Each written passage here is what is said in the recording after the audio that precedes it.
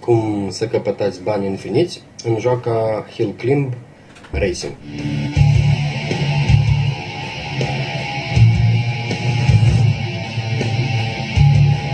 Deci prima ce o să facem, o să coborâm joaca. Hill Climb Racing. Așa.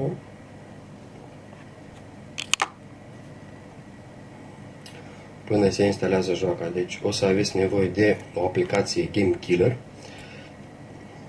Deci o să vă arăt cum arată.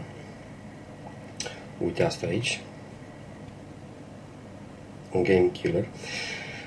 Dar nu o găsiți în Play Store. Aici în Play Store nu o să găsiți această aplicație decât una chineză. O să vă arăt. Uitați-vă aceasta. Și nu vă recomand. Este o versie foarte veche și plus este în chineză, nu înțelegeți nimic. O găsiți în Google și o coborâți de acolo. Download Game Killer.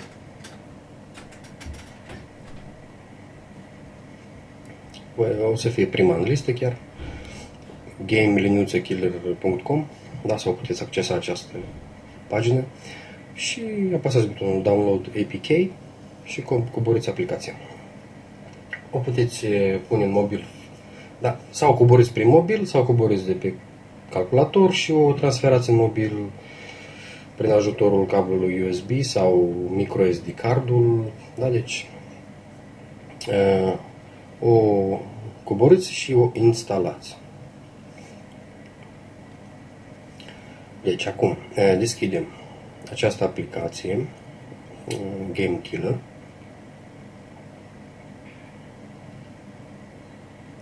Apăsăm butonul acesta Minimize. Da, și vedeți aici în colț în stânga, deci ea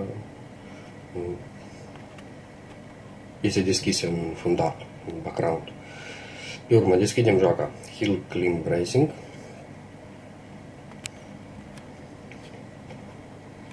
Așa cum vedeți, avem 0 bani și doar o mașină, da?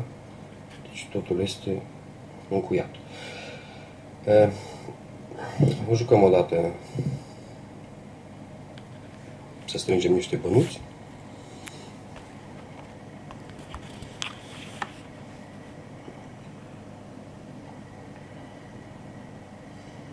Nu are importanță cât.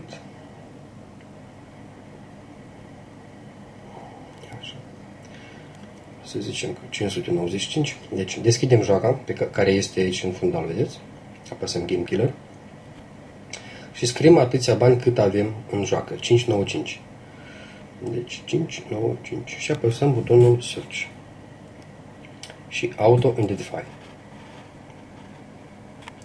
Așa cum vedeți, ne-a găsit foarte multe rezultate, da? Deci lăsăm așa cum este, apăsăm Minimize iarăși și mai jucăm o dată să mai strângem niște bani.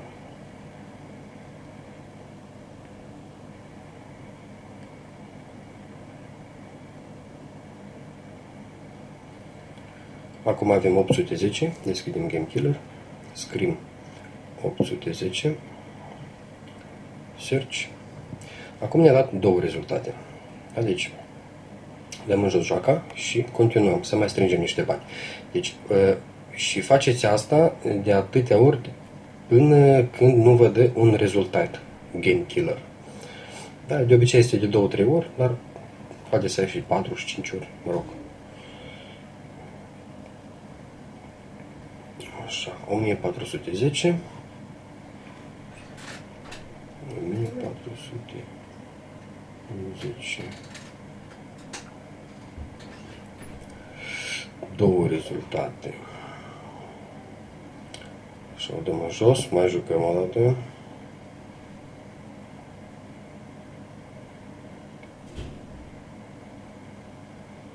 $1445.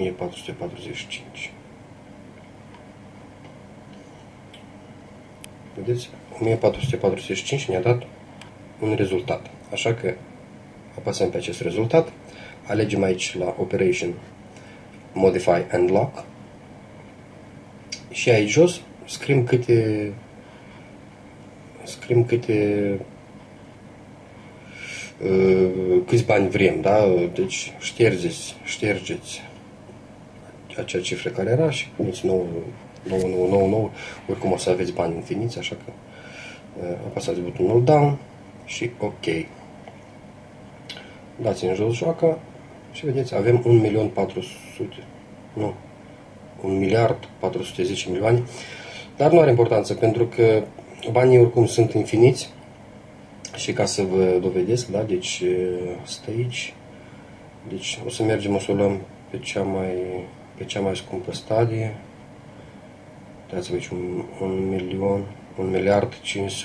1.500.000, da, unlock, banii tot așa au rămas, 1.410.000 și stadia este descuiată, da, o puteți accesa, de asemenea și cu mașinile, da, deci toate mașinile sunt blocate, o să o luăm așa, pe asta, pe cea mai scumpă, unlock, poftim, așa și, nu, și de asemenea cu benzina, dar știți că avem probleme, deci puteți upgrada aici până la 25, ca să nu vă se mai termine benzina.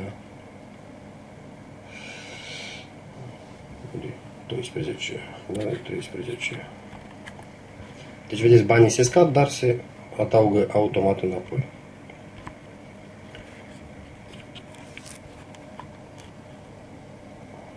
Și uitați-vă. Deci am făcut upgrade la benzină, dar tot, vedeți, se termină, dar mă rog, n-am făcut până la 25, este undeva la 12. Bucurați-vă de joacă, da, este interesantă, mai ales când avem totul infinit. Și ne revedem în videoul următor.